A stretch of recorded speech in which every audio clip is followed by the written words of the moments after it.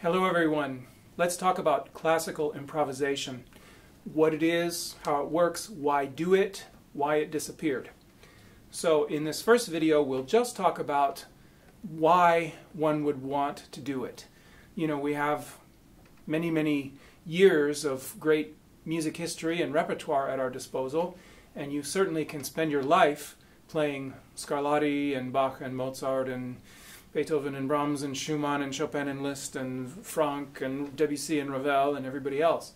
There's more than enough to keep you busy. So why would you forego some of those masterpieces in order to contribute your own improvisations to the world, which might not be at the same level? That's a very good question. Well, the reason that I have dedicated a lot of my life to improvisation is that I am very uncomfortable with the idea of being a musician who only recites the music of others. While that is a worthy thing to do, I don't want it to be the only thing that I do. Likewise, is it worthwhile reciting the words of others? Well, yes. Choose anything you want. Shakespeare, or St. Paul, or whatever, Abraham Lincoln. There are plenty of words out there worth reciting, but do you not want to speak your own words, ever? I think that would be strange if we did that. So I like the idea of being able to create music, not only recite music. It's funny that we call a solo concert a recital. We're coming in to recite something that has been scripted for us. And again, as much beautiful, great music as there is, and as many fantastic recitals as there are, I feel like that is very limiting if that's all I can do as a musician, is bring to life something someone else has come up with. I mean, don't I love music enough to have a little bit of my own? Anyway. Creating, not just reciting. Improvisation has profound implications for one's musicianship development. When you improvise, of course, you're not being told what to do, and so you have to decide for yourself what to do, and therefore you have to understand how music works on a molecular level. And so you have to internalize harmonic knowledge. I am very ill at ease with how undergraduate musicianship training courses work, just because I know from my own experience and from most classical musicians that I meet that we really didn't internalize most of what was taught. So if you take a classical musician and you tell them to play a progression, 1, 6, 4, 2, 5, 1, they'll have to sit there and think about it for a long time. They'll have to decode it, because it is not internalized. Similarly, if you play something for them and you say, what is that harmonically? Again, it's not natural for them to go, oh yeah, that's the chord progression you did. They have to decode it.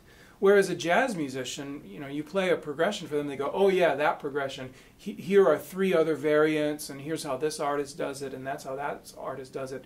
Because in jazz, you actually do internalize the musicianship. So I'm very uncomfortable the way that theory training does not result in internalized musicianship by and large. And I just know this from the thousands of classical musicians who are friends of mine. So when you improvise, you do internalize it. Secondly, you really understand how music is made from the smallest bits to the largest structures. So sonata forms, ABA character pieces, fugues, figuration preludes, dance suite forms, double reprise forms. You understand exactly what goes into those, where you have to take the fork in the road, where you have to modulate. You also internalize how music is made. You start to recognize decisions that composers have made. When you get to the first double bar of a sonata and the piece launches into the development, well, there are a variety of development strategies that are available through the centuries. And when you're playing J.C. Bach or CPE or Haydn or Kozeluch or Cimarosa or somebody, you get to that moment And if you've learned to improvise in the style, you instantly can recognize, oh yeah, he chose this option, so these 3 or 4 things are probably going to happen. So it really demystifies the music. And I feel strongly about this. I think we have way too mystical a view of what the best composers did, as though they were inspired by God to write these notes and no one else can even understand how it happened or do anything on the same level ever. That actually isn't true. Yes, Beethoven is absolutely the best at what he did. Yes, Bach is absolutely the best at what he did. But they had a history and a form of training that helped them get there. And when we understand that form of training, and especially the improvisation side of it, it takes a little bit of the hocus pocus out of why certain decisions were made.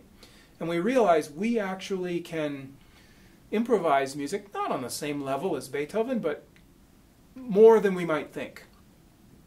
So repertoire is demystified because we recognize the decisions that they have made.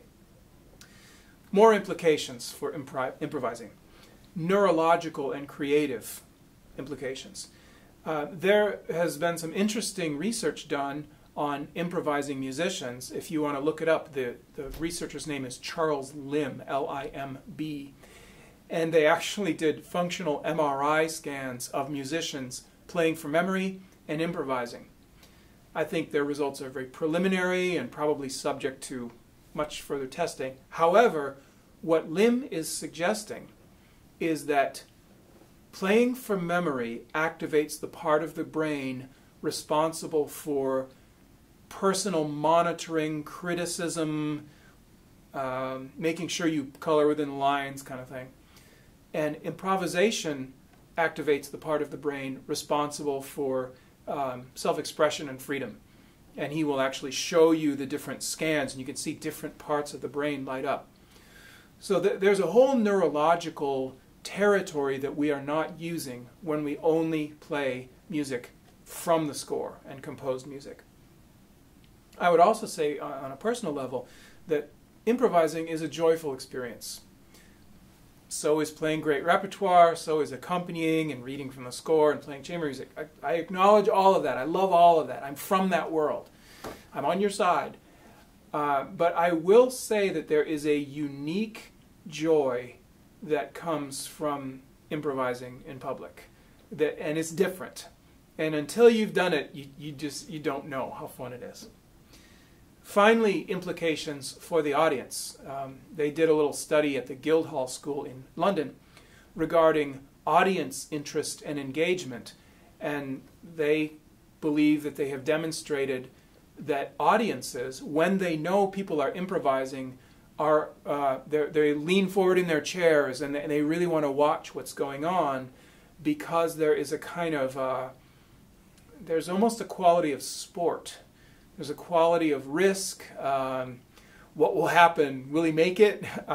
There's a little bit of an adventure there that is not present when one is simply following the score. So I think it can lead to some very exciting experiences for audiences as well as for the performer.